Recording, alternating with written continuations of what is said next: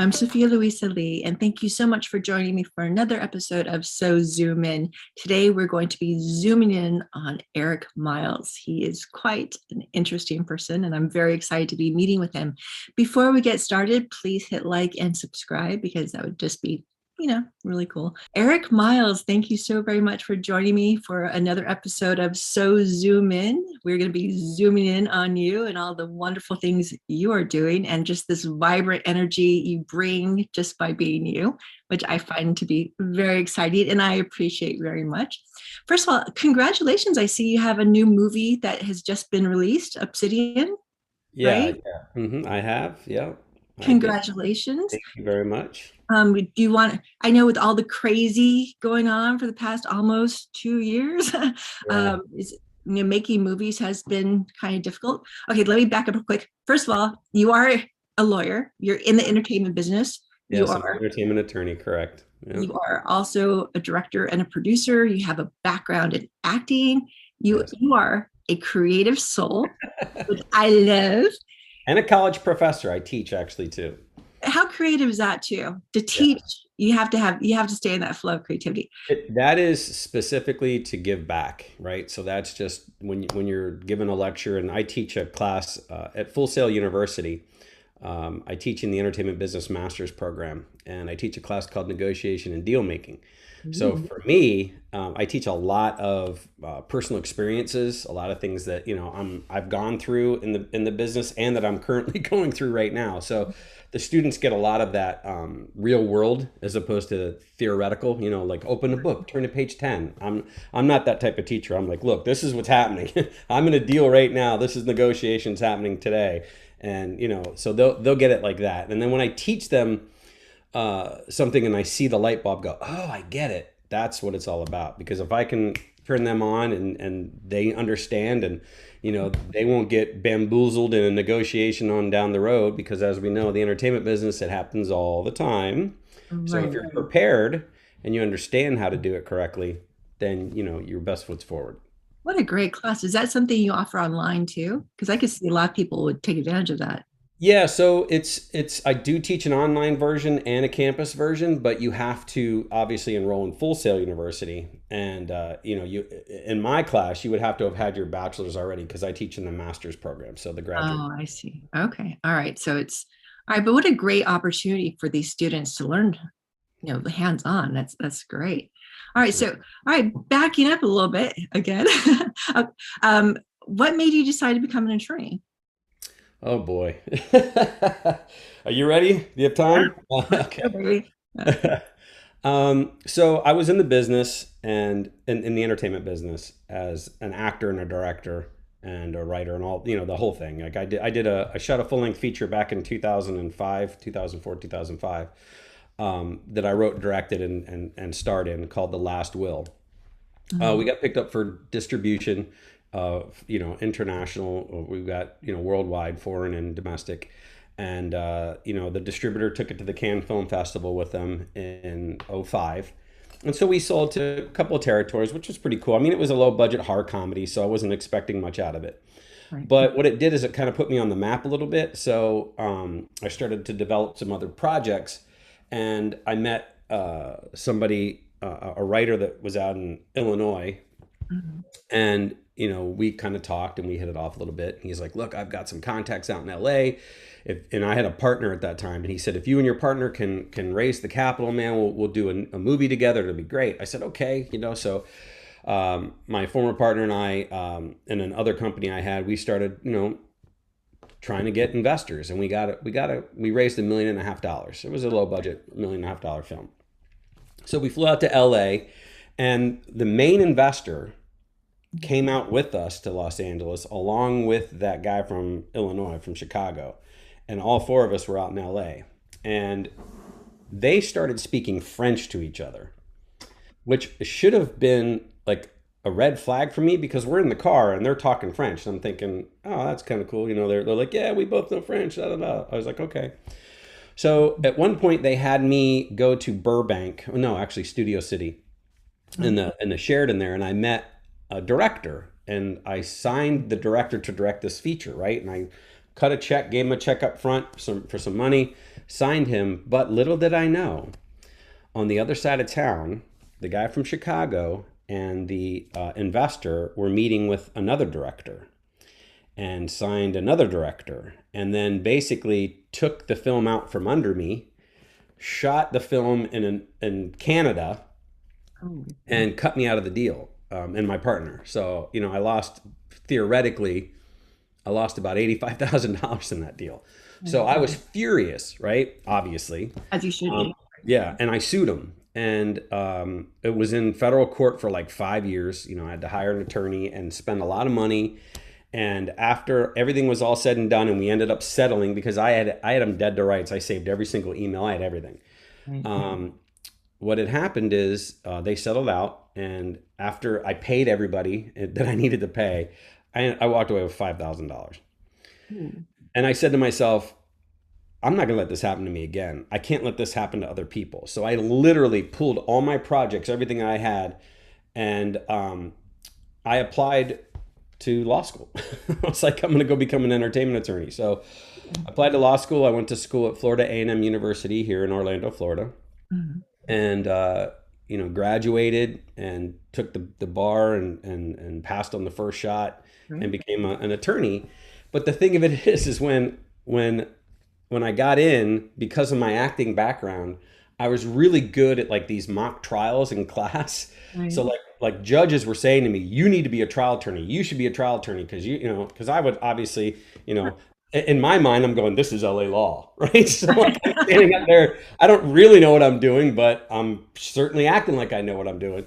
Well, there you And go. I'd win these mock cases all the time. So they're like, you need to pursue that. So kind of got ego in my head, and I made a left turn. I was going for entertainment law, but all of a sudden I found myself as an assistant state attorney. I was a prosecutor. So I started my career in law as a prosecutor. So I was like literally putting people in jail. Wow. And I was like, that's not, and then not too long after I was doing that, maybe even a month or less, I'm like, man, I don't like this. This is not why I got into this. And, I'm good at it, but so what? It's not fulfilling me. It's not, I'm putting some kid, 19-year-old kid in jail because he got caught with some marijuana, like which is now legal in certain states, but back then it wasn't. So I was like, this doesn't feel right to me. So I left there shortly thereafter and got into another law firm. This was a statewide firm that had over almost 40 attorneys all throughout the state of Florida. And I was in the Orlando office. They were out of West Palm Beach. And they had a huge entertainment presence on their website. So when I was looking up, hey, entertainment firms, I found this one. It was huge, several pages. Wow. Well, it was the weirdest interview I was ever on, ever. I mean, like, you're interviewing for a job and they're asking me how much does a manhole cover weigh? What? Yeah. That And that I know. And why is it round? And 11 times 22. Don't use your fingers. I'm like, okay, like, but I'm thinking they were just like trying to put me on the spot because when you're in trials or when you're going to get these oddball questions from the judge and you got to be able to handle yourself and not. So I think that's what it was, but it was a really strange interview, but I got it. And I'm thinking, okay, cool. Now I'm going to be an entertainment attorney. This is going to happen. And they went, yes, you are going to be an entertainment attorney, as well as we have 300 mortgage foreclosure cases we want you to defend. oh, And I went, and they said, as you go through those, if you pick up other things, great. So I did. I mean, I did some entertainment law with them, not as much as I would have liked, but I did some work for them in that regard. But I was in trials almost in court, not trials, but in court every day. So every day, and I had 5 counties that I had to be in charge of. So I was going all over the place. And what had happened to me is obviously it's not the road that I wanted to take. I found out, boy, this isn't really what I wanted to do. I wanted to be an entertainment attorney, went back to that. And I ballooned up. I got super fat. And I mean like super fat for me. So I was 270 pounds, like wow. really big. Because I was on the road all the time and I would be in this one county and I'd have to drive this one county in the afternoon. And what do? You stop at McDonald's, I was eating just junk. Right. And I was like, I can't, this isn't right. And I found myself like because I have a 2-story house, I'd find myself when I'd walk up the stairs to go upstairs, I was out of breath. Ooh. And I'm Yeah. like, something's weird here. This isn't, I'm not supposed to be like this. And I was in my mid 40s then. Mhm. So I went to a cardiologist and, I found out that I had high blood pressure, I had high triglycerides, I had high cholesterol, I had a fatty liver, um, all this stuff, and a pre-diabetic. Right. And the doctor, with no bedside manner whatsoever, looks at me and he goes, "You continue down this road, you're gonna die." He Oh, said, "You're so bad right now, I can't even give you medicine because your liver enzymes are through the roof. So we got to get that under control through diet first before I can even put you on medicine." Yeah, wow. Pretty scary. yeah, it was. I mean, it was like, oh boy. Um, so what I did is what any attorney would do. I researched the heck out of things. So Right. I'm like, okay, if this is how it's going to go down, I need to save myself. How am I going to do this? So I researched Mhm. and just spent days and days looking stuff up and read and ordered books and went to Barnes and Noble and literally bought books. I know that's crazy because nobody buys books, but I Right. physical books, and read these books and highlighting stuff.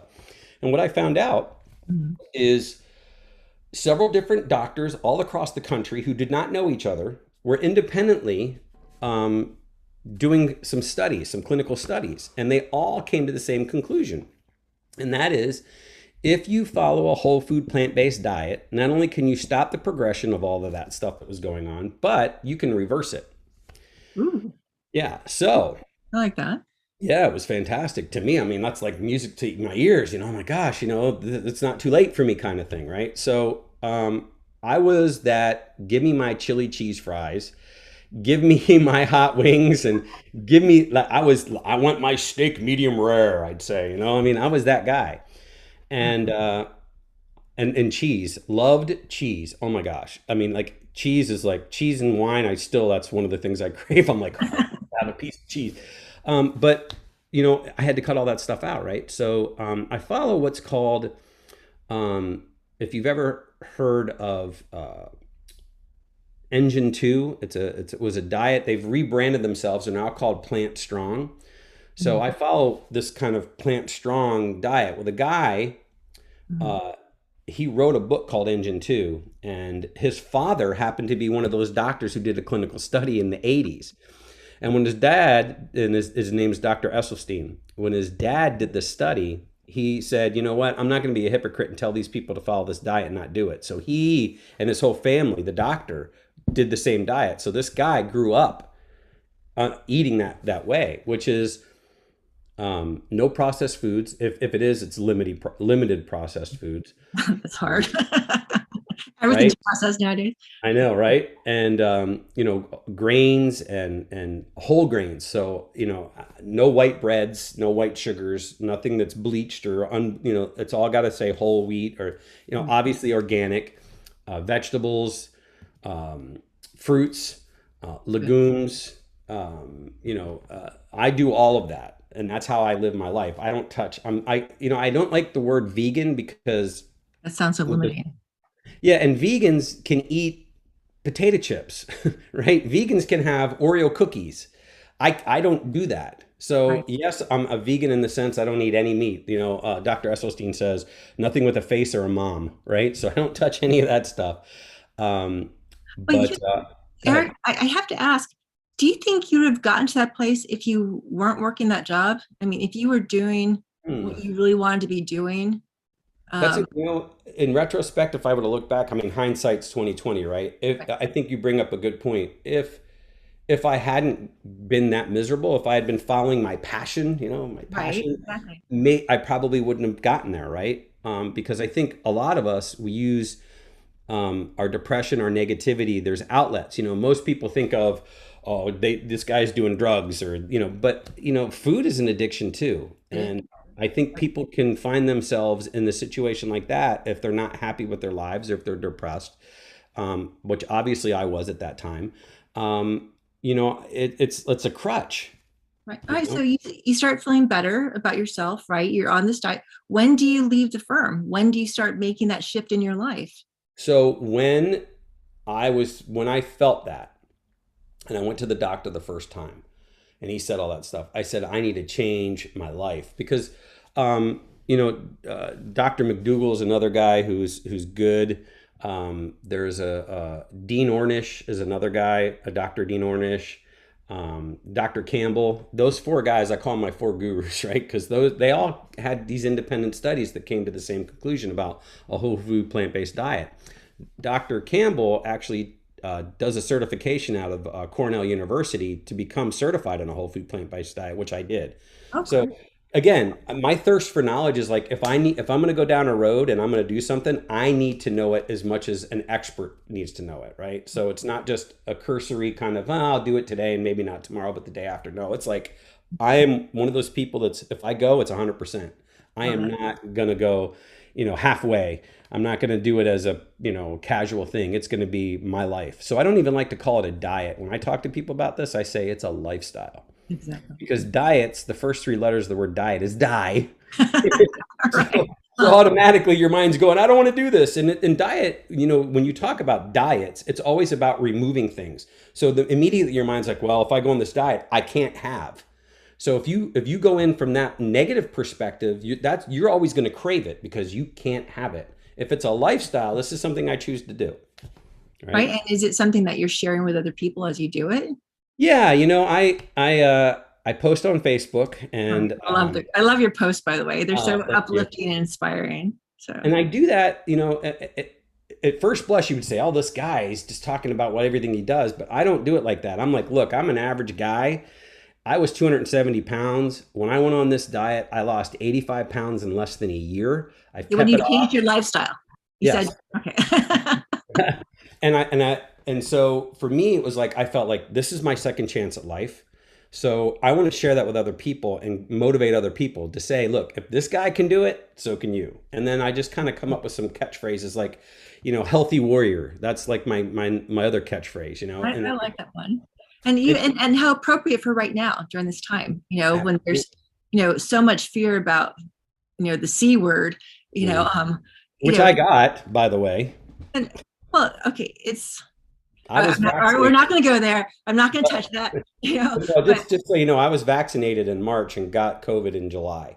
Well, but I will say, regardless of where the people are on that issue, I will say for me, and I always talk about personal, like right. I'm not going to impose on you to say you need to do this. For me, being a college professor, first of all, I had to do that because of the exposure of so many different people.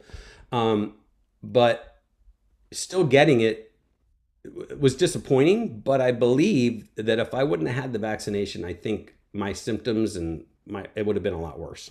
Well, it probably would have been a lot worse had you not changed your lifestyle too. I don't know if I'd have made it. If I was 270 and got it and all those things were wrong with me back then. Yeah. One more thing that I didn't tell you about that when I went to the doctor is he did a CT scan of my heart, like a 3D scan. Yeah. And when I first, found out when I was doing all these tests and found out I had 2 blockages in my heart.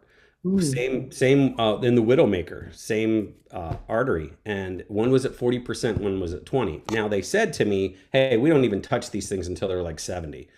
But I'm like, I don't want any, this is, so when I did that research and I lost all that weight, a year later, he had me do another CT scan. And I don't know if he had forgotten, he was busy, but we're sitting in his office and he's looking at the stuff and he goes, Eric, I got to tell you, he goes, in like a depressing type, you have a 20% blockage still.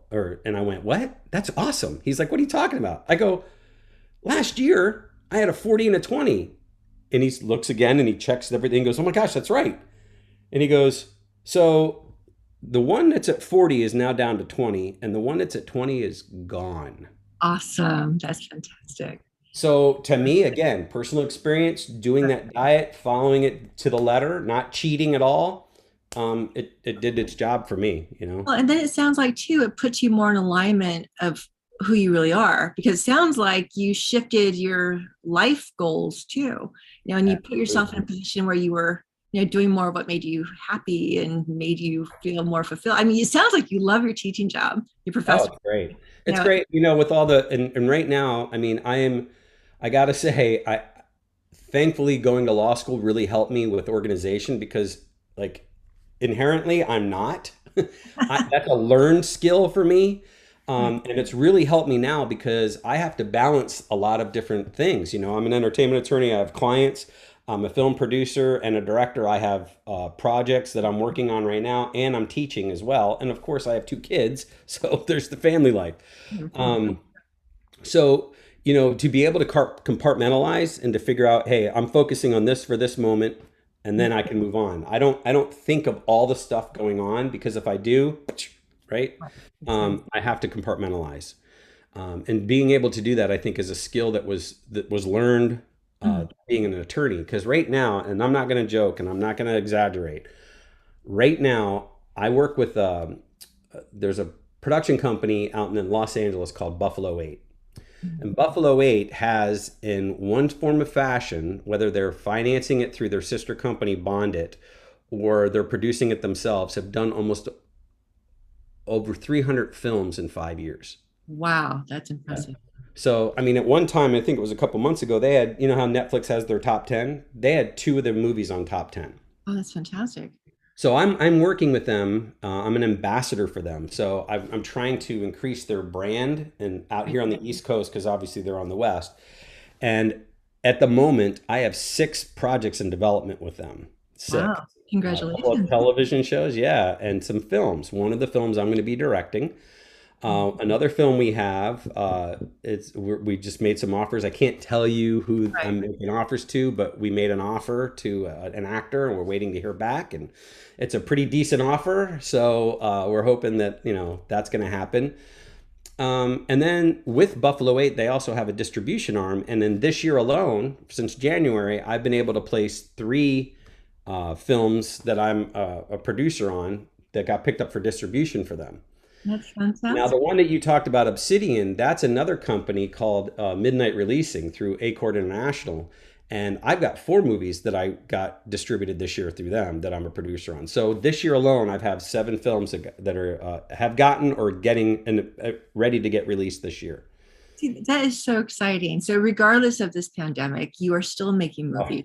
Right. How do you feel it's changed because of this oh. pandemic? Well, first of all, it's a lot more expensive. I'll tell you Right. that. Okay.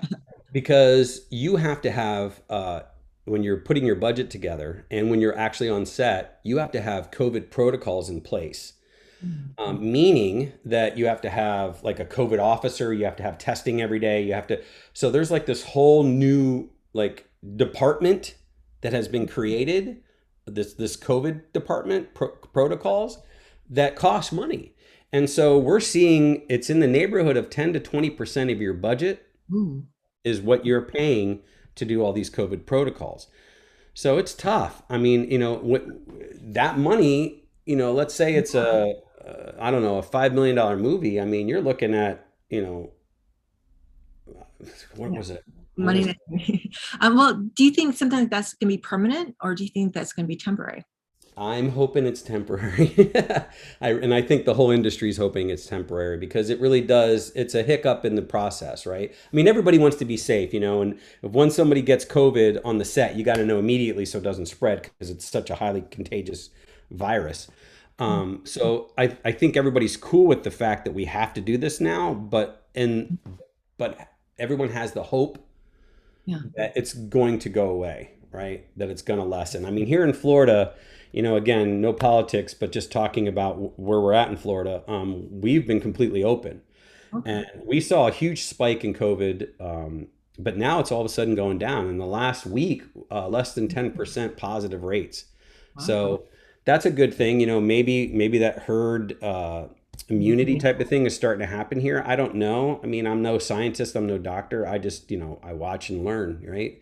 I think the best education you can get is listening, Exactly. Exactly. right? So when you're in production, do you usually go to a state that has like the best tax incentives or Uh, or yes, how do you usually absolutely. Absolutely. So, I can say 2 of the films that are close to happening. Okay, one's called Death Noise. The other one's called Crossfire Hurricane. And you can look them. If you look me up on IMDb, if you have IMDb Pro, right? Right. Because IMDb, the regular IMDb, just shows you what you're filming or what you've done. IMDb Pro, if you get that, Mhm. that'll show you all the stuff that's in development as well, for a person or a company. So, you can, if you have IMDb Pro, you can look me up, but I've got a lot that are in development and some that are in development that aren't up there yet. But Death Noise and Crossfire Hurricane. Death Noise is a film that I'm directing that is being produced by Michael Grace. Michael Grace is the guy who wrote Poltergeist back Nice. in the day. Yeah, so he did Poltergeist. He exec produced Great Balls of Fire, the Jerry Lee Lewis story. He wrote what is it? Marked for Death with Steven Seagal. He wrote that. So Michael's been around for a long time, and he and I are pals. We're really good buddies, and he always gets scripts submitted to him all the Oh, time. okay. And hey, what do you think of this? Do you want to work with me? And so he gets, and so this 15-year-old girl out of Canada Uh-huh. writes him and says, Mr. Grace, I've been a fan of yours. I really like, the horror movies, and I really like what you did. And, I have the script if you wouldn't mind reading it. So he's like, oh, fine, I'll read it.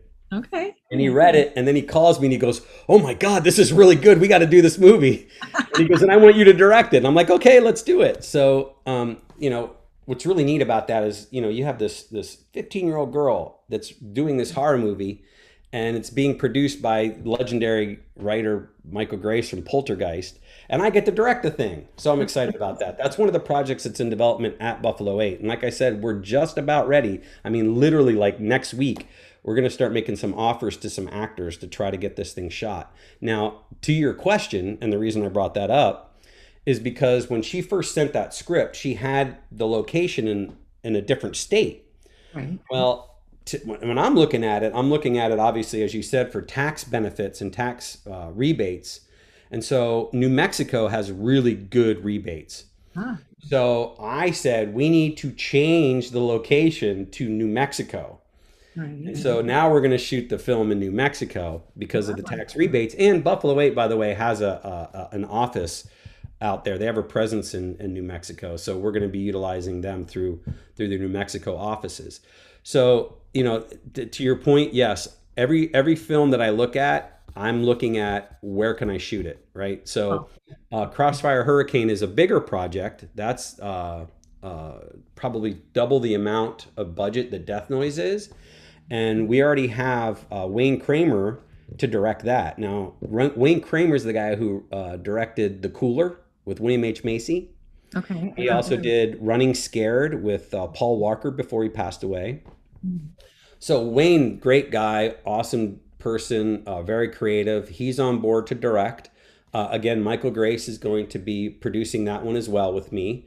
And he co-wrote it with one of my partners, and that's how I got involved in this thing with him, Bob Fisher, who Right. co-wrote the script with Michael called Crossfire Hurricane. And my other legal partner that I work with a lot, Darren Chavez, and James Keitel is also a producer. So we got a really good infrastructure there, and we've got offers out. Now that one, again, to circle back to your tax thing, was initially written for, it's based off a true story, by the way. And it was going to be out of Florida. Well, I'm here in Florida, and I can tell you we do not have any tax rebates. So it's very difficult to get movies shot here because Yeah. there's no tax incentives. Now, there's tax incentives in Georgia now, which is why a lot of the Avengers movies and a lot of the big films are being shot there. But there's also really good tax benefits in Louisiana. And Louisiana, as you know, just got hit with another hurricane this year. So they're in need for some influx of business. So we decided, hey, let's shoot it in Louisiana and try to emulate parts of Florida so it can still take place in Florida, but we'll shoot it in Louisiana because of the tax benefits, and they're pretty good as well. So yes, everything has to have some sort of tax benefit to it nowadays. So when you do these deals, do you hire outside counsel or is it something you take care of yourself? I would say it's a combination of both. So, if I'm directing the film, I'm not going to have time to do the legal. Right. Now, I might run the legal through my company and subcontract other attorneys through me. to do the work. I might partner with other firms. Like I said before, I have a guy that I work with out in Los Angeles, Darren Chavez, and he and I work closely on a lot of projects together. We have a couple of movies and television shows that we're currently working on. And so in that regard, we would kind of share the responsibility. Right. So sometimes, and then sometimes I'm just like, I can't do it. Let's just get somebody else. I need to focus on other things. So Well, yeah, it's a combination. all right. So for young filmmakers just getting started in the business, how important is it for them to have counsel? Oh, geez.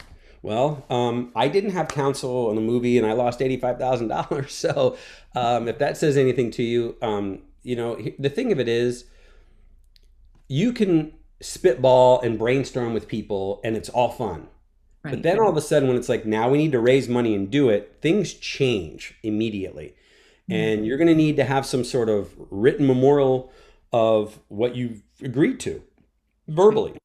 Mm. You got to write it out. That is the contract.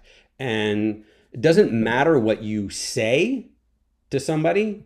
What matters is the written word in that contract. And if it's not in that contract, you're in trouble. One thing that I really like to put into contracts now that in this business that I think is really important is the non-circumvent. Mm. So I, and that means like, okay, if I, person A, find an investor and you're person B and you don't know person A, and one of the reasons why you want to work with me is because you know I have access to these investors. Okay. So we do a deal and it's like, okay, if you raise this money, then you can produce this movie with me. Okay.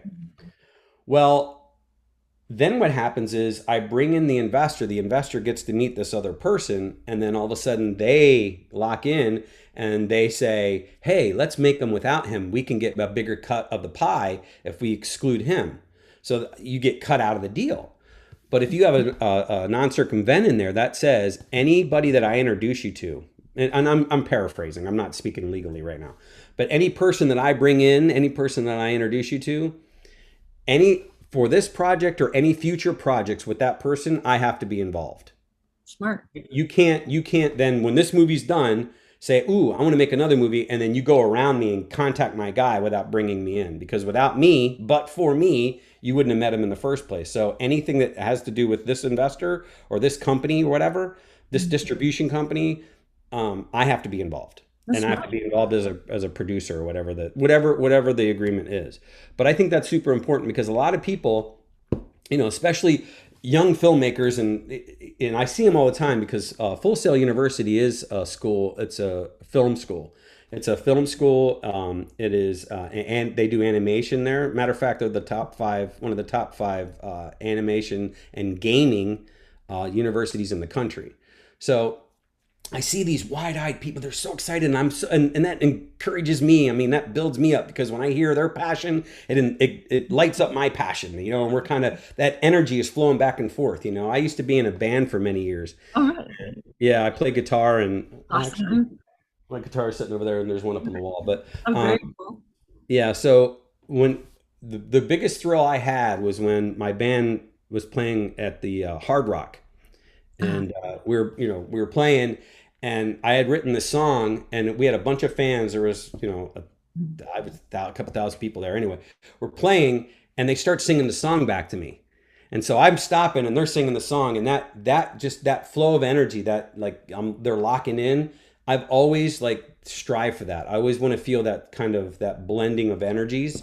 right. So that's another reason why I like teaching, because you see they have all these great ideas and everything's fresh and new, and I have to sometimes be that pessimist, although I'm an optimist by nature, but sometimes I have to be that pessimist to say what if, or but what happens if, because I want them to know that there's an ugly underbelly of this business, and you got to be careful because there's a lot of shysters out there. There's a lot of people that are just trying to take advantage of you.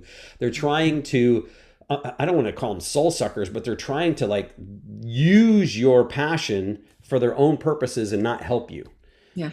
And so I think I would tell them, look, it's great, Mm. wonderful idea, but you really need to get somebody that's a professional to write up a professional contract that's going to have a lot of stuff in it that you're not even thinking about, because all you're thinking about is the creative. I want to make this movie. I want to, I want to get this actor, but you're not thinking, okay, this is a business. It's not called entertainment fun time. It's called entertainment business. And the B in business is a capital B. So that's something to consider when a young filmmaker wants to make a movie, is to allot a budget for attorney fees, right? Yeah, I would think so. And another thing that I'm running into a lot with people is they're, because I get a lot of people that have finished films that are like, look, I need help with distribution. Mm-hmm. So I go out and I hunt for distribution for them. But when you decide to make a film, you really kind of have to start thinking about, is a distributor going to want it? Because if it's just a passion thing and I just need to tell my story, and the investors who invest in it go, I don't even expect my money back, just go make it, that's one thing. But if you're trying to get in the business and work, and this is your career, you have to think, yes, this is a great story, but is this what distributors want right now? Right? And you also got to think about who moves the needle as an actor. You might like this particular actor, but maybe they're not so popular, and putting them in your movie is not going to help it get sold. You know what I mean? So you have to you have to think about that. I had a distributor on one of these films say to me, hey, who do you have in mind as an actor in this? And I said, I have a lot of people in mind, but I'm very flexible, because I want to know from you what's their pre-sale value? What are they selling in the foreign market? How are they doing? Because I got to think of that. There's a lot of films out there that are sold, not even, the people haven't even seen it. They don't know the script. All they know who is the actor. And if it's the right actor for that particular territory, they're like, yes, we're in. It could be a complete crap. It could be a terrible film, but that actor's in it, so it's sold. I see. Wow, that's kind of discouraging, though, for these young, hopeful filmmakers who really want to make their first project, and then it becomes about, how do I get an A-list actor? How do I do I mean, you're right. And I don't want to discourage people from that, but I'm just saying that if you're going to go make your passion project and you're not taking any of that stuff that I said into consideration, which is fine, it happens all the time, just know that whoever invests in this and whatever money goes in it, it's a bigger risk for those people. So, right? Would that be why a lot of times you'll see like A-list celebrities have a little cameo, because they get okay. All right. Yeah. Although distributors that doesn't move the needle as much as people think so with the distributor, because the distributor is going to want to know, okay, this particular actor that's famous, what's their screen time? How long are they on screen for? And if you're like, a minute and a half, that was $5,000. Right? So, but look, in short films, like a lot of people, they start out, they make short films, right? So short films, you're not going to make your money back. Right. So you're really just going for the festivals and to try to win awards and to try to, gain experience. And that's fine. That I would tell people, look, if you want to start, if you're just starting in the business, make a short film first. Get to understand the process, because even in a short film, you're still going to have a producer. You're still going to have contracts. You're still going to have all that stuff that you would need in a full length feature. It's a smaller situation, and you're only shooting maybe 7 days as opposed to 30. So what do you think of festivals? Because there are so many different film festivals, like hundreds of them. For a young filmmaker, how important is that to get as many awards as possible, or to just the big ones? Or so to me, a festival is really, it's going to do two things for you. One, if you're new, it's going to give you exposure. You're going to go out, you're going to meet like-minded people. You might meet somebody that's a producer and you need a producer, and now you're at that festival and you know them and they like your film, and now you got another project with them, right? So it's going to be a kind of, festivals are a meet and greet where you get to meet a lot of people. And it's, obviously credentials, it's accomplishments, it's awards. Hey, look behind me, I've got 2 awards up there, 2 Telly Awards for some shorts that I did. I like the Captain America stuff back there too. Yeah, I love Captain America. I know, I'm a big collector of these things. I have Captain America up there is the Beatles. Over here is the Reservoir Dogs. Star Wars is there. Over here on this side is the Three Stooges. So, yeah. But those 2 trophies up there, those are Telly Awards that I won because I did a short film. And we did really well with it and got put on the IFC channel. Mhm. But the money is gone. I mean, I didn't make any money back on that, but that's okay, because you're gaining your credentials, you're gaining your accomplishments, you're getting your laurels, right? And that helps you for the next movie that you're going to make or the next project that you want to do. So I would encourage people to go and do the festival route. Now, the second way festivals help you is, you know, it exposes you, if you have a full length feature, it exposes you to distributors, because distributors are going to be there and they're going to look stuff up. I mean, let's take, for example, because I know him, the Blair Witch Project. Right. So Dan Myrick, by the way, I auditioned for that movie, and I told him I couldn't do it because I had just gotten a contract at Universal Studios, and I would have had to have left and gone camping for like weeks at a time, and I wouldn't be able to miss that much work, so I couldn't do it. And then all of a sudden, here I see this thing blows up. When I was out in LA several years after it came out, and Dan was like living in a beautiful place, and I went out there, and he he goes, "Oh, hey Eric." I'm like, "Hi, Dan." It's like, oh boy, Thanks. yeah, yeah, Well, missed opportunity, but that's okay. yeah. But that's okay. But but what are they doing now, right? Yeah. Yeah, true. I mean, that's the thing. It's trajectory. The best you can hope for sometimes is to be a shooting star, right? You burn bright, but then you're out. So I want to be that kind of person who's here the whole time. And going back to just to finish up your question with festivals, distributors. Blair Witch went to Sundance. Mhm. So because they went to Sundance, because they got in, they got distributed. They wouldn't have had that opportunity had it not been for a festival. So I think festivals are great. I think that's one route. Another route, when you deal with people like me, um, I can get you in front of a bunch of distributors. You don't have to go to festivals. I can get you there. But that's another thing I wanted to say about, when you said to young filmmakers to have a budget for legal, they also, and boy, people really kind of are the short end of the stick on this one a lot of times. At the end of your process, when you're done with your movie, you're done with post production, now you're hunting for a distributor, you should still have budget money for marketing purposes. Most people blow everything, and it's like, okay, now you need to market this, and like, I don't have any money. I was expecting the distributor to do that. Don't expect the distributor to market your film as best as you can market your film yourself. You work in conjunction with the distributor. Yes, the distributor is going to put some P&A, that's print and advertising. They're going to put some money into that, but not their own money. That comes out of your cut. When they sell the movie, they take that money back off the top. They're made whole before you get anything else. So whatever they're spending in marketing, you're basically spending it anyway. So I always say you should have a budget, a line item budget for marketing purposes at the end, because I'm running into that right now. Of a film that just got picked up with from Buffalo 8. And we have to hire a social media marketing person to work in conjunction with them as they release this project. And that costs money. And if you don't have a budget for it, where are you going to get it? Are you going to dig in your own pocket? Are you going to ask mom and dad or uncle and aunt or whomever, best friend to help you do it? Because you're going to need that. Otherwise, you're going to fall flat, because how can you promote yourself, right? You only have, if it's just you and you're like, well, I'm on social media, that's cool. Yeah, but that's your small circle of influence, right? Right. And typically, if you're not an influencer, then it's just your family and friends, really. And then once they see it, where does it go from there? You have to get beyond that. So how much money should a filmmaker put aside for something like that? Well, I would say it Yeah, I'm maybe. sure a lot of people don't even consider that. So this is a great. Yeah, I think that it would be, it depends on the budget, to be honest with you. I mean, if it's a bigger budget, then that's a different game. But if you're in a low budget world, we, Most filmmakers are. yeah. I mean, I'm in the industry, even though I'm making like a several million-dollar movie, and on up, that's still low budget in the industry, right? Because studios, I mean, they're 30 plus $1 million. If you're less than that, you're considered to be a low budget film, right?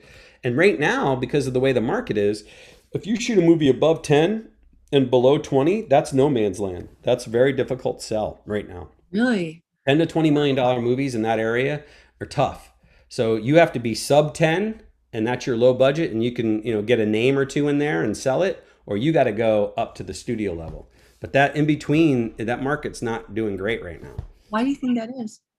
I think a lot of it's the pandemic. I think a lot of it comes from, those types of movies in that realm, right? They're limited theatrical releases typically, right? If you're at a 10 to 20, you're probably going to get a limited theatrical. Well, right now, nobody's really, I mean, it's starting to come back, but the theatricals coming back, it's all big budget movies. You're not seeing these low budget films in theaters yet, Right. right? You're seeing big budget movies. Yeah, of course, a Marvel movie is going to do fine in there, or these Bond big, film.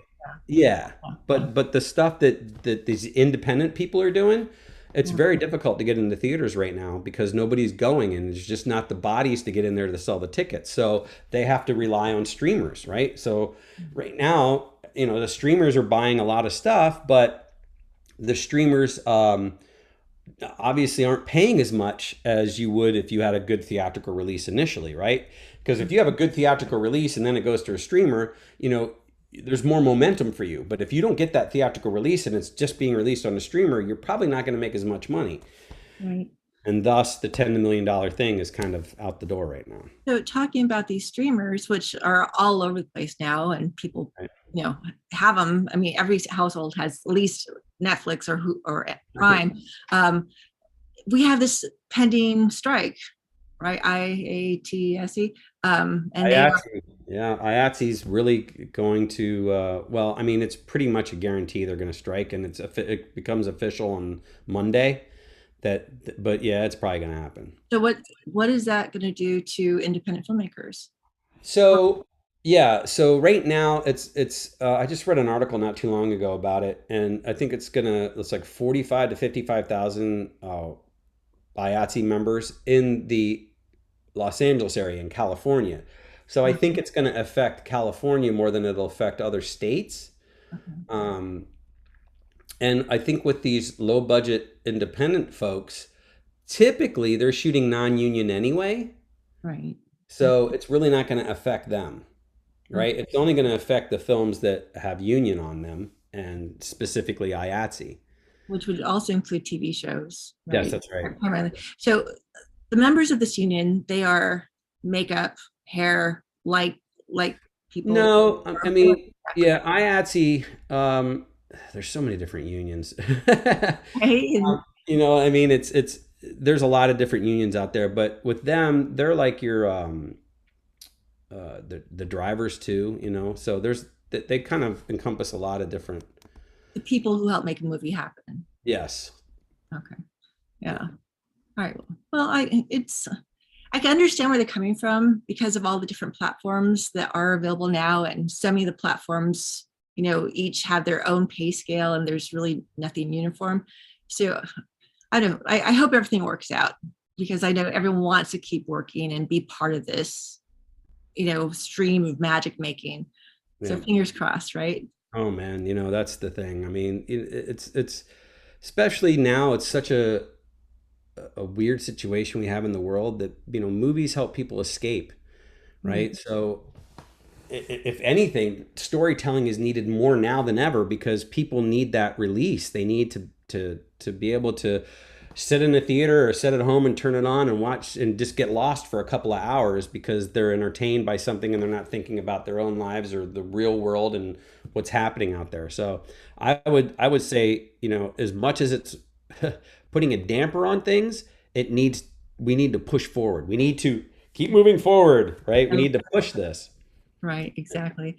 Well, I think there will always be story, and I just really hope that there's more people who can do it without feeling blocked in any way. So Absolutely. we shall see what happens. Yes. So keep moving forward. I like your T-shirt. Is that representative of your company or what? No, actually, it's just a phrase that I like, and there's this other company right here who created it. It's backwards. All PBT. right, but anyway, it's called the Tel Valahara Okay. project. I think I'm probably not saying that correctly.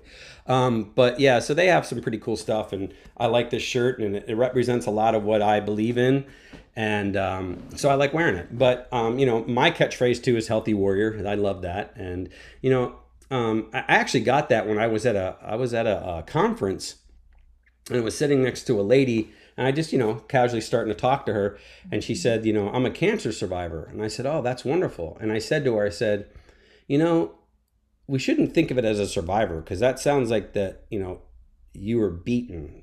I said, let's make it a warrior. You're a warrior, right? Because you fought that and won. You're a warrior. And so Right. that stuck with me after I said that. And then I went, you know what? I'm a healthy warrior now. So that's kind of where it came from. I love that. And you're doing so many things, so many creative things, which is awesome. Oh, I love that. I get excited when I see people, really embrace their full passion of life. oh, And man, and it's because of that and because of the way that I believe what you put out you get comes back to you, right? The power of attraction, the law of attraction. I totally believe in that. And when I throw out those positive vibes to everybody, I'm like, life is too short to be negative. Life is too short. We need to be positive. We need to, you know, fight through this adversity. That I think the strongest people in the world are the people that are scared but they fight through the adversity anyway. They still take that step, although it might be trepidatious. They're still taking that step and they're still moving forward and they're fighting because have to. I look at it this way, and I teach this to my students and my kids. I say every human being that has ever walked the planet, that ever is walking the planet now, or that ever will walk the planet, we all base every decision and everything we do in life on two things. One, we want to gain pleasure. Two, we want to avoid pain. Everything you do in your life is predicated upon those two things. I want to gain pleasure. I want to avoid pain. And if you think about that, well, geez, yeah, I guess that's right. What about those people that like pain? Well, that's pleasurable for them. Gaining pleasure, avoiding pain, right? So to me, I don't want to live in that pain and thinking of all the things that I need to avoid from the pain perspective. I want to think about all the things that are going to make me happy, Right. right? And I'm not saying rose-colored glasses like that stuff's not there. I just say it's there, but I put it in its place. You can have bad things happen to you and you put them in their place. Or you can have bad things happen to you and you dwell on them, Mhm. right? It's our reaction. It's how we react to these things that really define who we are as human beings. It's not the things themselves. It's how do we react to them? Like with me with this issue that I had in 2016 with my heart and my health. I could have went, oh, I'm done, because people will do that. Right. I'm done, and they give up, and then they're going to be dead. Or you can say, this is a challenge to me. This is a wake up call. God spoke to me and said, you have an opportunity here. Are you going to take it? And I did. I took it. Good. I'm so glad you did because you're doing so much. And the more you do, you're giving so many opportunities to so many other people. Oh, Your that's a students, for blessing. example, and then every film you make, you have actors and crew. I mean, so you are giving opportunities for other people to be part of that energy, That's which right. And I think that energy, that positive energy, has allowed me to be introduced to other people that I work with, that I never thought, oh my gosh, here I am. Like, there's times that I'm sitting on a Zoom and I'm looking at the people on the Zoom going, how am I here? Like, how am I involved in this? This is freaking awesome. Like, I've worked with, and I've got a couple of projects with, and you'll see on my MDB Pro, a director by the name of Rowdy Harrington. Rowdy Harrington directed Roadhouse with Patrick Swayze, if you remember, back in the day, which is still a hugely popular movie. He did Striking Distance with Bruce Willis. He did the Bobby Jones story with Jim Caviezel. He did Jacob's Ladder with James Spader, and he worked Gladiator. He did with Cuba Gooding Jr. So he's done a lot of stuff, a lot of studio movies. And so here I am, and I've got projects with him now that I'm totally pumped up about, and I'm involved in, and I'm going, this is crazy, right? And he, along with him, and his producing partner actually lives here in town, and I didn't know that, and I met him. His name's Kim Dawson. Kim Dawson produced all the original Teenage Mutant Ninja Turtle movies. wow. So I'm in business with him, and I'm working with him, and I talk to him on a daily basis, and I'm like, how is this happening? And their partner is a guy by the name of Tim Moore, who happens to be Clint Eastwood's producer in all the movies that Clint Eastwood's done over the past 20 years. Tim Moore, and I'm on a Zoom with these guys, and I'm going, this is crazy. How This, awesome. but it's that positivity, it's that energy, and they all say it to me. They say your energy is infectious, Eric, and I'm like, because guys, we have to, the time to strike is now. We have to move forward. We have to do this stuff. No matter what. Yeah. Yep. If there's a young filmmaker out there who wants to reach out to you, either for distribution or even a script writer who wants to get a script in front of you, how do they reach you? Good question. Or even as an attorney too. Yeah, and I will tell you to finish up, and I'm not, again, in this business, name dropping. I'm not name dropping these people just to say, look at me. I'm name dropping these people to go, wow, look at this going on, and this positive energy, and how if I can do that, so can you. That's why I say this, right? So there's another project that I'm working with before I get to your question. That Jay Fatuco, and he was the executive producer of The Simpsons and King of the Hill. And so I'm working with him, and I'm working with another fella by the name of David McCullough, who like ran the History Channel. Like he started Pawn Stars, and he did Duck Dynasty, and and I'm talking to them on a regular basis as well. And again, I'm looking at these things going, this is insane that I'm working with these people. These are awesome people. And let me tell you something. The people that have made it, the true people, are nice. The up and comers, the people that they're faking it, they're usually the rude people. The people that have hit it, they have nothing to prove now. And all of them, and I will say this is so important, all of them want to give back. Really? Every person that I'm working with is like, I want to give back. So I'm trying to set up things with them and Full Sail University where they can mentor the students, and they can teach the students, hey, this is what I did. These are the pitfalls to avoid. And I'm having that. Like I interviewed Rowdy Harrington, like you're doing with me. Right. And we did it live, and the students were online and were in the campus, and were watching the big screen, and we're able to ask him questions in real time.